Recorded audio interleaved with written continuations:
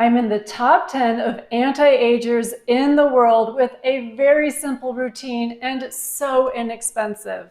Hi, I'm Marilyn Ackerman, and I recently ranked 7th in the Rejuvenation Olympics. I'm spending well under $3,000 per year on my health, and I'm going to share with you what I do and to show you how I've achieved the 7th lowest pace of aging in the world. You can read this as, for every 1 calendar year, I age 0.653 years. Now, there's a variety of ways to go about slowing your pace of aging, and here's the tapestry of habits I've woven into my daily life that has been instrumental for me, and I want to share it. So let's go. So I wake up after sleeping about 8 hours or so, and that's between 6 and 7:30 in the morning. Nothing special, right? So then I meditate for about 10 minutes while laying in bed. During this time, I set my energy for the day. I also breathe good energy into my cells. I envision turning back the clock on my cells. This is a practice I started when I was in my early 20s.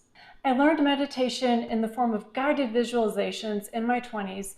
Then I taught these types of meditations in small groups. If you're interested in guided visualizations for longevity, that can be a video as well. Okay, then I come down to my kitchen here and I have a green drink. This is the green drink that I have been having for years. It's very simple because I just do straight wheatgrass powder, and I have done different brands. I mean, I've been doing this for over 25 years. So I do this, mix it up. And then I'm going to have that. That's the first thing that I drink every day. Of course, it's really good with some lemon, and I do that often. I mean, the main benefit of drinking wheatgrass powder in this way is getting the high chlorophyll content and the rich array of alkaline minerals like calcium, magnesium, manganese, and potassium, which are alkaline forming and can help buffer excess acidity in the body.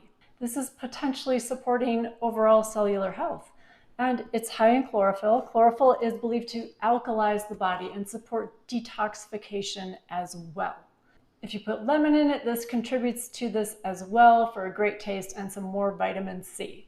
So then I don't have anything else to eat at this time, and I usually do some meal prep and drink prep for the day. So I always prep some herbal tea, and here's one that I prepped. So it's a big jar. I used to get accused of drinking moonshine when I carry these jars around, but yeah, no, I don't drink. This is some good herbal tea. I'll make different herbal teas depending on what I want, how I'm feeling.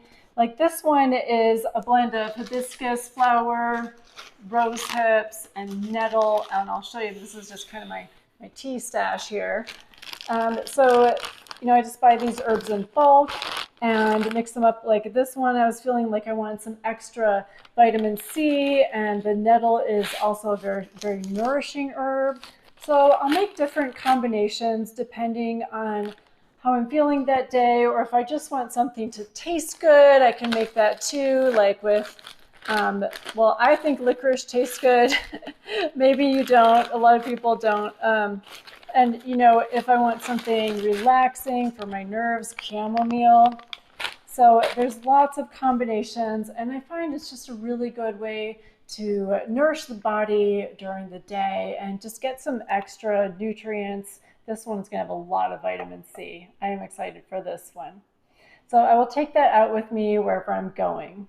If you'd like more detail about the teas, just write, give me the tea in the comments, and I'll try to do that in a video. So if I'm going to work or I'm going to be going out and I'll be out during lunch, I'll prep my lunch, and it's gonna focus on gut health and proteins. That's what my lunch always is good for. So like this one, I've already made this. I could just take this out. It would be an avocado. Yeah, I'm gonna bring a spoon. And it would have like some raw nuts. So this has some raw walnuts, always raw, not salted, because I don't need that extra salt, and I want all the nutrients to be in there. And then this has some carrots and some peas. I might add a hard-boiled egg or two to this. And I do pretty much eat an avocado every day. As you may know, the fat in avocados is monounsaturated, which is satiating and it's good for heart health. I'll also really often add a yogurt to my lunch, and it's a homemade yogurt that I make. So I want to show you that because it's based on recipes from this book called Super Gut by William Davis, MD. So the yogurt I make, it's so incredibly delicious, and I mix it in with some good fiber because this I found in the last couple of years has been so beneficial for me. So what I'll do is I'll put some, get some yogurt out of my homemade yogurt here. And then it's about a teaspoon of fiber that I'll put in, kind of a heaping teaspoon. So yeah, kind of like that much. So I'll put that in, stir that around. It actually even adds to the taste because the fiber is really delicious. And when you have yogurt, I've got to have some berries in it. So really often add like a ton of blueberries. It's almost more blueberries than yogurt sometimes.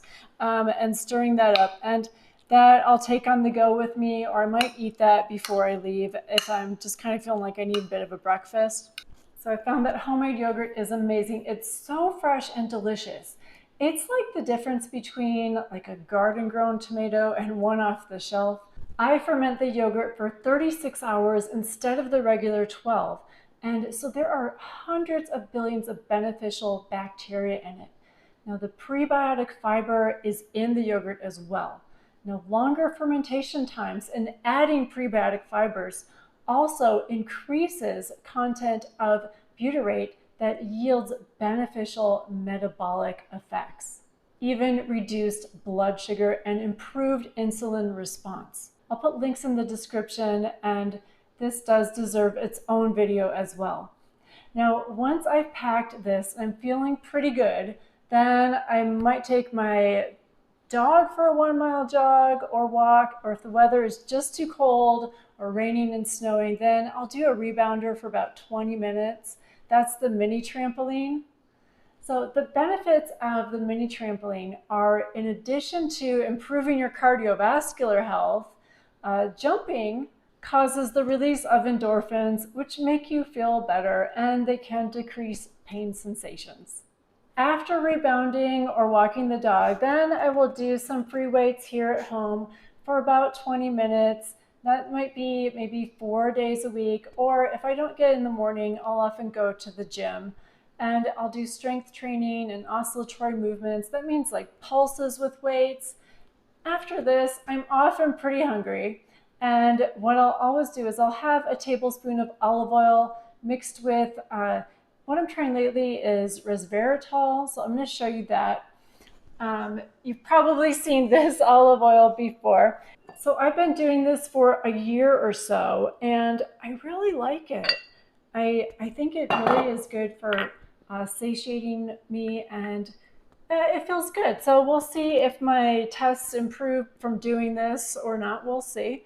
But adding the resveratrol, I've just recently started trying this.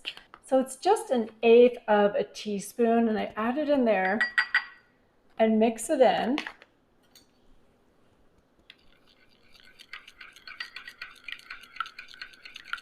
And then drink that down the hatch. So the olive oil is a healthy source of fat, and I drink it for the phenols. Phenols are powerful antioxidants protecting our bodies from damaging free radicals. There's also phenols in resveratrol and phenols in acai berry, which sometimes I put in. Now, these type of powders, they're often best absorbed when they're stirred in olive oil. And I learned this from Dr. David Sinclair.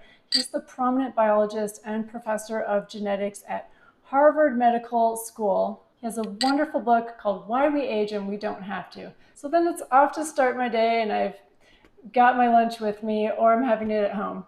I do take supplements with lunch, so I'm going to tell you what those are. It's not too many right now. It's very minimal. So I've got a multivitamin here, some extra vitamin C, some ginger, and a kelp And, this changes really every few weeks or every month, depending on what I really feel like my body needs at that time. So I try to get my steps in at work. I try to get at least 6,000 steps per day. If I don't, it'll average out over the week because I live in Colorado and I will go on a hike. The other day, I actually had 29,000 steps. I know it's a lot. But also about twice per week from about late April to the end of September, sometimes into October, I'll do cool water plunges. I'm not calling them cold plunges because I am just not that aggressive about it. I go to a beautiful creek near me and I get in the water. It's usually around 45 degrees because it's coming from high in the mountains. And so it's very invigorating. I'll stay in for between 5 minutes to 15 minutes.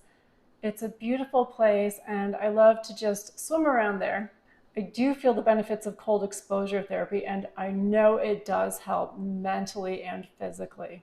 Then for dinner, I'll typically have a meal with my 17-year-old son, maybe my 21-year-old son also, and there's lots of variation, but it's always high protein, and I watch the carbs, and I have cut out grains, and that's a lot due to this book again.